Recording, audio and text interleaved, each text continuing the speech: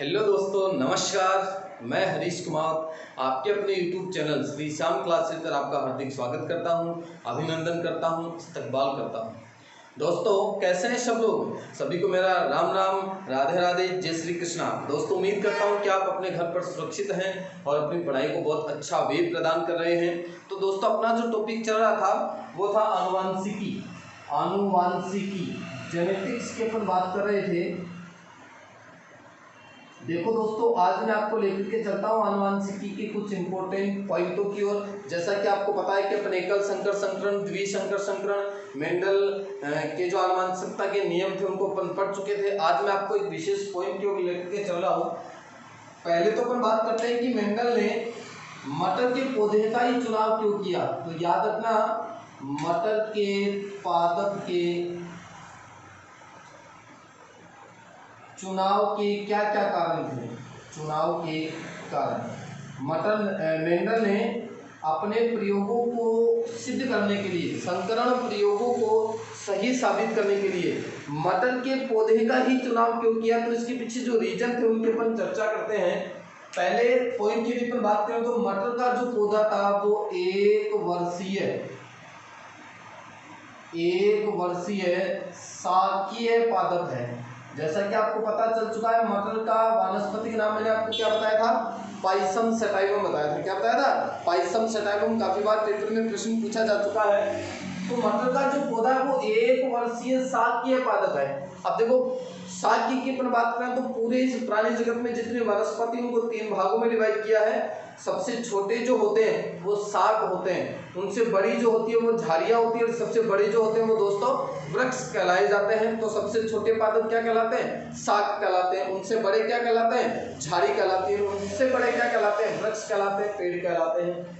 एक वर्षीय की बात करें तो इसका जो जीवन काल है मटर के पादप का वो कितना, 1 साल का है। मतलब 1 साल के भीतर इसके सारे के सारे लक्षणों का अध्ययन आसानी से किया जा सकता है। फिर बात करें तो मटर का जो पुष्प होता है दोस्तों वो द्विलिंगी पुष्प होता है।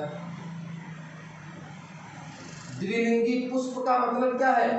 एक ही पुष्प के ऊपर नर जननांग, एक ही पुष्प के ऊपर नर जननांग जिन्हें पुंकेसर कहा जाता है।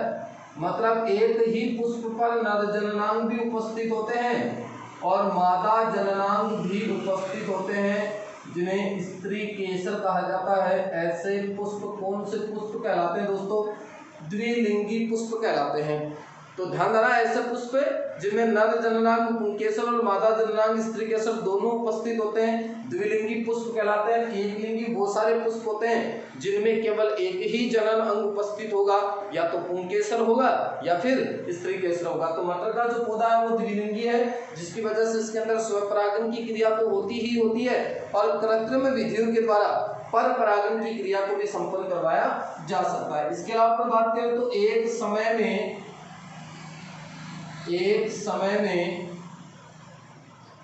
एक ही लक्षण की वंशागति का अध्ययन किया जा सकता है। एक समय में एक ही लक्षण की वंशागति का, आनुवंशिकता का अध्ययन किया जा सकता है। इसके अलावा विशेष पॉइंट आता है विपुंसन विधि।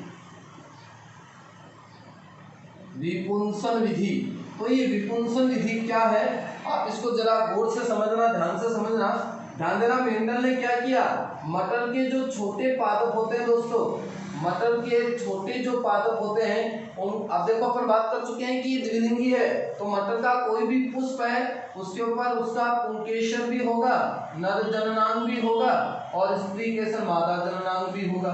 तो ध्यान देना दोस्तों, स्त्री केसर के 3 भाग होते हैं। एक होता है अंडाशय, दूसरा होता है वृत्तिका और तीसरा होता है दोस्तों वृत्तिकाग्र। ये स्त्री केसर के 3 भाग होते हैं। कौन कौन से? अंडाशय, वृत्तिका और वृत्तिकाग्र। ठीक इसी प्रकार पुंकेसर के भी 3 भाग होते हैं। पुतंतु, नंबर 2 योजी और नंबर 3 परागकोश। तो याद रखना आपको, स्त्री केसर के भी 3 भाग हैं, अंडाशय, वृत्तिका और वृत्तिकाग्र। ठीक उसी प्रकार पुंकेसर के भी 3 भाग हैं, पुतंतु, योजी और परागकोश। तो ध्यान देना, क्या किया विपुंसन विधि में मेंडल ने मटर के जो छोटे पौधे होते हैं उनके नर जननांग पुतंतु को काट दिया। नर जननांग का पार्ट बता रहा हूं मैं, क्योंकि नर जननांग पुंकेसर के 3 पार्ट है, पुतंतु, योजी और परागकोश। तो नर जननांग मटर के छोटे पादपों के नर जननांग के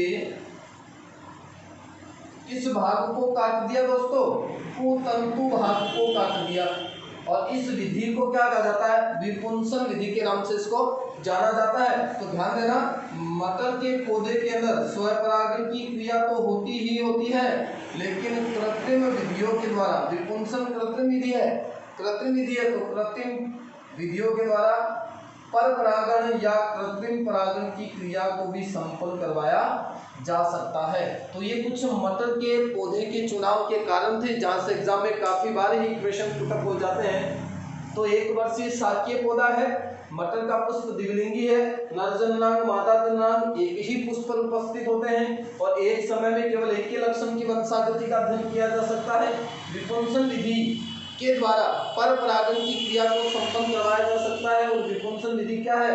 मटर के छोटे पादपों के पुंकेसर के पुतंतु भाग को कृत्रिम विधि के द्वारा काटकर अलग करने की जो प्रक्रिया होती है वो विपुंसन विधि कहलाती है। तो मटर के पौधे में ऑलरेडी कौन सा परागण होता है दोस्तों? स्वपरागण। स्वपरागण क्या है? एक ही पुष्प के परागकण यदि उसी पुष्प की वृत्तिकाग्र तक पहुंचते हैं, एक ही पुष्प के परागकण यदि उसी पुष्प की वृत्तिकाग्र तक पहुंचते हैं तो उसे स्वपरागण कहते हैं। और एक ही पुष्प के परागकण दूसरे पुष्प की वृत्तिकाग्र तक पहुंचते हैं तो उसे पर परागण की क्रिया कहा जाता है। तो ये आप लोगों के लिए काफी इंपॉर्टेंट क्वेश्चन है, आपसे एग्जाम में पूछे जा सकते हैं।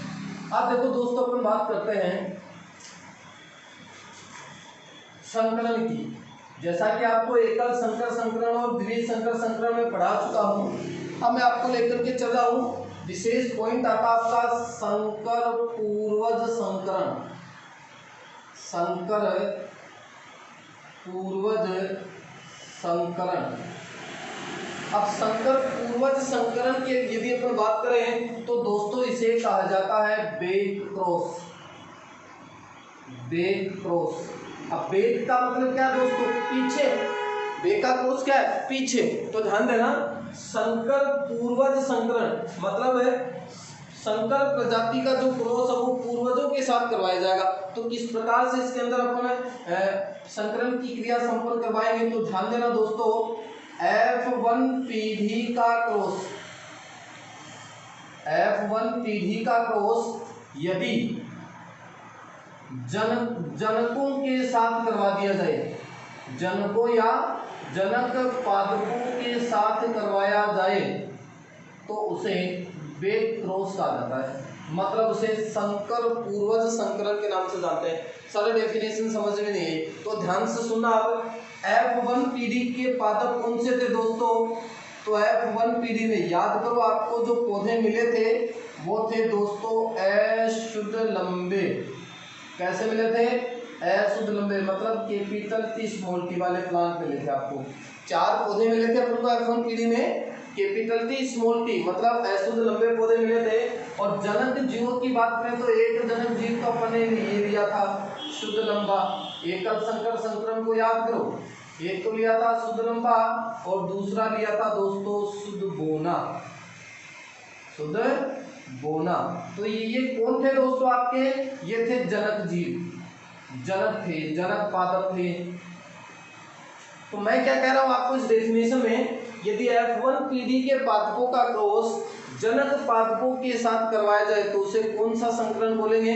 उसे बेक क्रॉस कहा जाता है, संकर पूर्वज संकरण कहते हैं। तो छोटी सी डेफिनेशन आपको याद रखनी है, F1 पीढ़ी के पादपों का क्रॉस जनक जीवों के साथ करवाएंगे। और जनक जीव अपन एकल संकर संकरण में पढ़ चुके हैं, एक शुद्ध लंबा था, दूसरा शुद्ध बोना था। तो ध्यान देना दोस्तों, ये आपका जो बेक क्रॉस है ये फिर 2 प्रकार का है। और 2 टाइप कौन कौन से इसके? पहला आता है दोस्तों आउट क्रॉस, बाह्य संकरण। आउट का मतलब क्या आता है? बाहर, बाह्य संकरण। और दूसरा आता है साथियों टेस्ट क्रॉस। और टेस्ट को अपन क्या बोलते हैं? परीक्षण, परीक्षण संकरण। तो याद रखना, बेक क्रॉस कितने प्रकार का हो गया? 2 प्रकार का हो गया। एक आउट क्रॉस बाह्य परीक्षण, बाह्य संकरण, बाह्य संकरण। और दूसरा हो गया साथियों आपका टेस्ट क्रॉस, जिसे परीक्षण संकरण के नाम से अपन जानते हैं। दोनों में क्या होगा देखो अपन बात करते हैं। तो आपको इस बात का विशेष ध्यान रखना है, जो बैक क्रॉस वो दो प्रकार के, एक आउट क्रॉस बाह्य संकरण, एक टेस्ट क्रॉस परीक्षण संकरण। क्या संपन्न होगा इनके अंतर्गत, आपको थोड़ी सी मैं इनकी डिटेल बताता हूँ। देखो ध्यान से देखना दोस्तों, F1 पीढ़ी का क्रॉस जब प्रभावी जनक जीवों के साथ करवाया जा रहा है तो उसे तो अपन बोलेंगे out cross. Back cross, F1 पीढ़ी का क्रॉस जनक जीवों के साथ करवाया जाएगा तो उसे कहा जाएगा बैक क्रॉस। पहला जो प्रकार आपका वो तो है दोस्तों बाह्य संकरण, बाह्य संकरण। क्या नाम दिया अंग्रेजी में, आउट क्रॉस, आउट क्रॉस। एक तो अपन इसकी बात करते हैं देखो, और दूसरा जो है वो है दोस्तों आपका टेस्ट क्रॉस, टेस्ट क्रॉस जिसे कहा गया है परीक्षण संकरण। कौन सा संकरण, परीक्षण संकरण। तो दोस्तों आपको बिल्कुल विशेष ध्यान रखना है, बैक क्रॉस में मैंने आपको क्या कहा है, F1 पीढ़ी का क्रॉस जनक पादपों के साथ करवाएंगे। तो जनक पादप आपके दो प्रकार के थे, एक तो था प्रभावी, और प्रभावी की बात करें तो ये वाला प्रभावी था आपका, और दूसरा था साथियों अप्रभावी, जिसको अपन ने स्मॉल टी से दर्शाया। ये जनक जीवी तो है। तो यदि, तो ध्यान देना, तो यदि F1 पीढ़ी का क्रॉस यदि प्रभावी जनक के साथ करवाया जाए, F1 पीढ़ी का क्रॉस यदि प्रभावी जनक के साथ करवाया जाए तो उसे तो कौन सा क्रॉस बोलेंगे, आउट क्रॉस। और यदि F1 पीढ़ी का क्रॉस अप्रभावी जनक के साथ करवाया जाए, अप्रभावी जनक हो रहा है, प्रभावी जनक कौन से, small T, small T. F1 पीढ़ी के प्लांट कौन से थे, कैपिटल टी, स्मॉल टी, और इनका क्रॉस स्मॉल टी के साथ होगा। इधर की बात करें तो F1 पीढ़ी का plant capital T, small T, इनका क्रॉस कैपिटल टी के साथ होगा। तो बहुत सिंपल टर्मिनोलॉजी है, बहुत ही इंपॉर्टेंट क्वेश्चन बनते हैं यहाँ से। तो बाह्य संकरण में क्या करवाएंगे, आउट क्रॉस में क्या करवाएंगे, F1 पीढ़ी का क्रॉस प्रभावी जनक के साथ करवाएंगे। F1 पीढ़ी के प्लांट थे आपके कैपिटल टी, स्मॉल टी, और प्रभावी जनक थे अपने कैपिटल टी। इसी प्रकार टेस्ट क्रॉस या परीक्षण संकरण की बात करें तो F1 पीढ़ी का क्रॉस अप्रभावी जनक के साथ करवाएंगे, F1 पीढ़ी कैपिटल टी, स्मॉल टी, और अप्रभावी जनक हो गया आपका स्मॉल टी। दोस्तों देखो संकरण करवाएंगे तो ये प्लांट हो गया आपका F1 पीढ़ी का, और ये हो गया आपका प्रभावी लक्ष्य, प्रभावी जनक। अर्धसूत्री विभाजन होगा तो capital T, small T, capital T. समझ में आ रही है ये बातें, तो अपन ऑलरेडी पढ़ चुके हैं, समझ चुके हैं इनको। जब इसका क्रॉस इसके साथ हुआ तो कैपिटल टी बड़ा, जब इसका क्रॉस इसके साथ हुआ तो भी कैपिटल टी बड़ा। समझ में आ रही है ना बात। जब इसका क्रॉस इसके साथ होगा तो कैपिटल टी, स्मॉल टी बनेगा, और इसका क्रॉस इसके साथ होगा तो भी कैपिटल टी, स्मॉल टी बनेगा। समझ में आ रही है ना। तो ध्यान देना दोस्तों, 50% जो प्लांट मिले, 50% पादप तो आए शुद्ध लंबे, और 50% पौधे कैसे मिले, अशुद्ध लंबे। 50% पौधे कैसे मिले दोस्तों, अशुद्ध लंबे। तो ये बात आप लोगों को अच्छी तरीके से याद रखनी है। मतलब 1:1 जीनोटाइप की बात करें तो 1:1 निकल करके आ गया। तो F1 पीढ़ी का क्रॉस प्रभावी जनक के साथ करवाएंगे तो 50% पौधे शुद्ध लंबे मिलेंगे और 50% पौधे अशुद्ध लंबे मिलते हैं। बात इनकी करते हैं तो F1 पीढ़ी का जो प्लांट है, जब अर्धसूत्री विभाजन होगा तो ये युग्मक बनेंगे, इधर बने ना, ध्यान से सुना।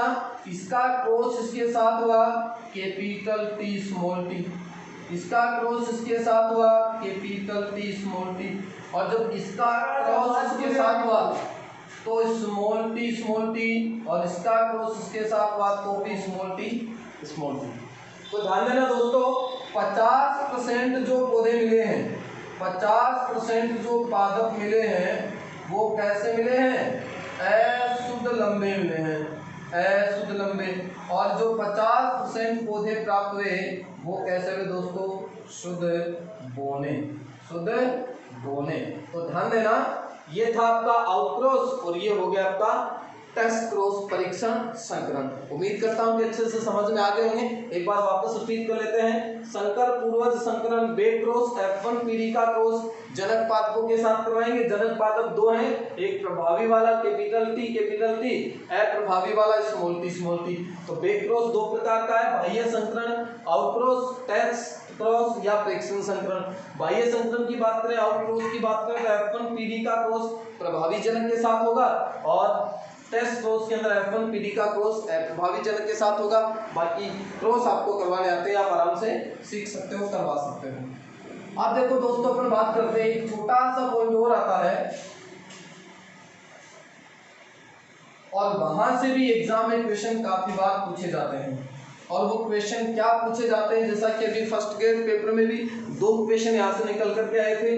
तो पॉइंट है मेरा, मानव में लिंग निर्धारण, मानव में लिंग निर्धारण, सेक्स डिटरमिनेशन इन ह्यूमन। मनुष्य के अंदर लिंग निर्धारण किस प्रकार से होता है, मतलब किस प्रकार बच्चे का जन्म होता है और किस प्रकार बच्ची का जन्म होता है। तो दोस्तों अपन बात करते हैं लिंग निर्धारण। एक पॉइंट विशेष में आपको जन्म तंत्र में बता चुका हूं। लिंग निर्धारण की क्रिया कब संपन्न होती है, निषेचन के समय, निषेचन के बाद या निषेचन से पहले। तो याद रखना, लिंग निर्धारण की क्रिया निषेचन के समय ही संपन्न हो जाती है, ये बात आपको विशेष ध्यान रखनी है। तो देखो दोस्तों, मनुष्य में गुणसूत्रों की संख्या की यदि बात करें, गुणसूत्रों की संख्या, तो आप सभी को पता है कि मनुष्य में गुणसूत्रों की संख्या 46 होती है, या फिर कितने जोड़ी होती है दोस्तों, 23 जोड़ी होती है। और ये क्वेश्चन पूछा जा चुका है अभी जो फर्स्ट ग्रेड पेपर लगा था उस पॉलिटिकल साइंस का, उसके अंतर्गत ये क्वेश्चन आया था। बहुत सिंपल सा था, सटीक सा था। मानव में गुणसूत्रों की संख्या तो कितनी है दोस्तों, उत्तर 46। यदि जोड़ी पूछता है तो कितने जोड़ी होगी, 23 जोड़ी। अब बात करें 46 या 23 जोड़ी में से 22 जोड़ी जो गुणसूत्र होते हैं, 22 जोड़ी गुणसूत्र, ये तो दोस्तों पुरुष और स्त्री दोनों में समान होते हैं, पुरुष और स्त्री दोनों में समान होते हैं। और विशेष क्या है, ये 22 जोड़ी गुणसूत्र लिंग निर्धारण की क्रिया में भाग नहीं लेते हैं, लिंग निर्धारण की क्रिया में भाग नहीं लेते हैं। इसलिए इन 22 जोड़ी गुणसूत्रों को क्या कहा जाता है, तो 22 जोड़ी जो गुणसूत्र दोस्तों, उन्हें कहा जाता है अलिंग गुणसूत्र। क्या कहते हैं दोस्तों, अलिंग गुणसूत्र ऑटोसोम कहलाते हैं, ऑटोसोम। तो टोटल कितने जोड़ी गुणसूत्र मैंने आपको बताए हैं, 23 जोड़ी। 23 जोड़ी में से 22 जोड़ी गुणसूत्र लिंग निर्धारण की क्रिया में भाग नहीं लेते हैं। इन गुणसूत्रों को अलिंग गुणसूत्र या ऑटोसोम्स के नाम से अपन जानते हैं। जबकि बच गई कितनी जोड़ी दोस्तों, एक जोड़ी। और इस एक जोड़ी की यदि अपन बात करें तो एक जोड़ी गुणसूत्र पुरुष और स्त्री दोनों में क्या होते हैं साथियों, अलग अलग होते हैं। पुरुष और स्त्री दोनों में अलग अलग होते हैं। और अलग अलग किस प्रकार से होंगे, तो पुरुष में तो उपस्थित होते हैं अक्ष एंड वाई, और स्त्री में होते हैं दोस्तों अक्ष और अक्ष। तो पुरुष में तो क्या है, अक्ष वाई, स्त्री में क्या होते हैं, अक्ष और अक्ष होते हैं। ध्यान देना, एक बात का विशेष पॉइंट है, यहाँ से आपको लिंग निर्धारण की क्रिया में जो गुणसूत्र भाग नहीं ले रहे हैं उन्हें अलिंग गुणसूत्र कहा जाता है। और एक जोड़ी जो गुणसूत्र है वो लिंग निर्धारण की क्रिया में भाग ले रहे हैं, इन गुणसूत्रों को कहा जाता है दोस्तों लिंग गुणसूत्र, लिंग गुणसूत्र या सेक्स क्रोमोसोम, सेक्स क्रोमोसोम। तो ये पॉइंट भी आपको याद रखना है। 22 जोड़ी तो भाग लेते नहीं है, एक जोड़ी गुणसूत्र पुरुष और स्त्री दोनों में क्या होते हैं, अलग अलग होते हैं। पुरुष के अंदर अक्ष वाई होते हैं और स्त्री के अंदर अक्ष अक्ष होते हैं, लिंग निर्धारण की क्रिया में भाग लेते हैं, इसलिए इनको लिंग गुणसूत्र या सेक्स क्रोमोसोम के नाम से जानते हैं। अब देखो, मैं लेकर के चलता हूँ आपको कि लड़का कब पैदा होता है और लड़की कब पैदा होती है। तो ध्यान से सुनना मेरी बात को। नर का क्रॉस, नर की जगह में पुरुष ले लेता हूँ, पुरुष का क्रॉस संपन्न होता है दोस्तों स्त्री के साथ। जब पुरुष का क्रॉस स्त्री के साथ संपन्न होता है तो क्या बात संपन्न हो रही है, पुरुष के अंदर 44 और स्त्री के अंदर 44। तो मैंने कितने जोड़ी बताई आपको सर, 22 जोड़ी बताई आपने। तो 22 जोड़ी में से 44, 22 दोनों कितने हो गए 44। तो 44 गुणसूत्र तो पुरुष और स्त्री दोनों में क्या है, समान है। अब देखो बात करते हैं 45वें और 46वें की। तो 44 तो समान हो गए, पुरुष में 45वां अक्ष और 46वां वाई। तो पुरुष के जो क्रोमोसोम हो गए वो हो गए दोस्तों 44 प्लस अक्ष एंड वाई, और स्त्री के क्रोमोसोम हो गए 44 प्लस अक्ष। क्या हो गए 44 प्लस अक्ष। ध्यान देना, इधर भी अर्धसूत्री विभाजन होगा, वही मेंडल वाली बातें चल रही है सारी, अर्धसूत्री विभाजन होगा। और इधर भी कौन सा विभाजन होगा दोस्तों, अर्धसूत्री विभाजन। देखो दोस्तों क्या बनेगा, 44 में से आधे का मतलब अर्धसूत्री का मतलब पुत्री कोशिका में गुणसूत्रों की संख्या आधी हो जाएगी। तो 22 प्लस अक्ष, भाई 44 प्लस अक्ष वाई है तो आधे ही तो करने हैं अपन को, 22 प्लस अक्ष और 22 प्लस वाई। ये क्या बनते हैं दोस्तों, युग्मक बनते हैं और इन्हें कहा जाता है शुक्राणु। क्या होते हैं दोस्तों, शुक्राणु। नर युग्मक कौन होते हैं, शुक्राणु होते हैं। तो जब 44 प्लस अक्ष वाई के अंदर अर्धसूत्री विभाजन हुआ तो 22 प्लस अक्ष और 22 प्लस वाई का निर्माण हुआ। ठीक उसी प्रकार इधर बनेंगे 22 प्लस अक्ष और 22 प्लस अक्ष, और इन्हें कहा जाता है दोस्तों मादा युग्मक। मादा युग्मक क्या कहलाते हैं सर, अंडाणु कहलाते हैं। क्या कहलाते हैं, अंडाणु कहलाते हैं। तो समझ में आ रही है ना बात, 44 प्लस अक्ष वाई में अर्धसूत्री विभाजन हुआ, 22 प्लस अक्ष 22 प्लस वाई बने, और 44 प्लस अक्ष में अर्धसूत्री विभाजन हुआ, 22 प्लस अक्ष और 22 प्लस अक्ष का निर्माण हो गया। अब देखो संपन्न करवाते हैं दोस्तों क्रॉस, किस प्रकार से क्रॉस संपन्न होगा। 22 प्लस अक्ष का क्रॉस जब 22 प्लस अक्ष के साथ होता है, 22 प्लस अक्ष शुक्राणु का क्रॉस 22 प्लस अक्ष अंडाणु के साथ होता है तो बनता है 44 प्लस अक्ष। क्या बनेगा, 44 प्लस अक्ष, मतलब घटे जाएगी दोस्तों लक्ष्मी आएगी। क्या आएगी, लक्ष्मी आएगी।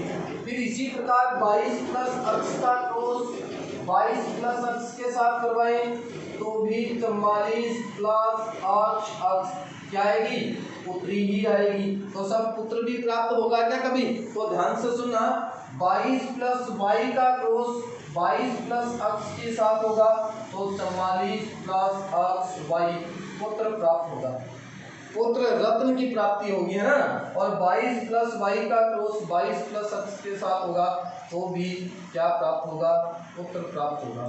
तो ध्यान देना दोस्तों, 50% तो क्या उत्पन्न होने की संभावना होती है, पुत्र प्राप्त होने की संभावना है, और 50% ही क्या प्राप्त होने की संभावना है, सर्वपुत्री प्राप्त होने की संभावना है। अब ध्यान से सुना मेरी बात को, जिस लेडी के 2 3 4 5 लड़कियां होती है तो दोस्त किसको मिलता है, लेडीज को मिलता है ना, कि तेरे तो छोरी हो है। अब वो कोई मशीन थोड़ी है बेचारी, अब ये कभी किसकी चल रही है, तो ध्यान से आपको पता चल चुका है वाई क्रोमोसोम की वजह से पुत्र प्राप्त होता है। समझ में आ रही मेरी बात, वाई क्रोमोसोम की वजह से पुत्र प्राप्त होता है। तो पुत्र प्राप्ति के लिए किस गुणसूत्र की अति आवश्यकता है, वाई गुणसूत्र की है। इसलिए दोस्तों वाई गुणसूत्र को पुरुषत्व गुणसूत्र कहा जाता है। कौन सा गुणसूत्र कहते हैं दोस्तों, पुरुषत्व गुणसूत्र। किस गुणसूत्र को कहा जाता है, वाई गुणसूत्र को कहा जाता है। तो साथियों ये था आपका सेक्स डिटरमिनेशन इन ह्यूमन, और आशा करता हूँ कि टॉपिक आप लोगों को बहुत अच्छी तरीके से क्लियर हो गए होंगे। या आपकी जेनेटिक्स का टॉपिक खत्म होता है, क्लियर होता है। तो दोस्तों बने रहिए आप अपने श्री श्याम क्लासेज यूट्यूब के साथ, और यदि आपको लॉन्ग टाइम तक और अच्छे वीडियो देखने तो आप मेरे चैनल HR स्टडी पॉइंट को सब्सक्राइब करें, बेल आइकन प्रेस करें, ताकि आपको वहां पर और भी अच्छे वीडियो, डीपली आपको वीडियो वहां पर अपलोड किए हुए मिलेंगे।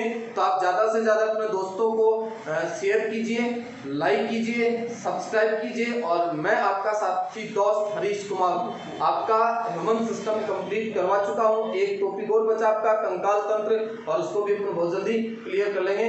Thank you all of you. जय हिंद, जय भारत।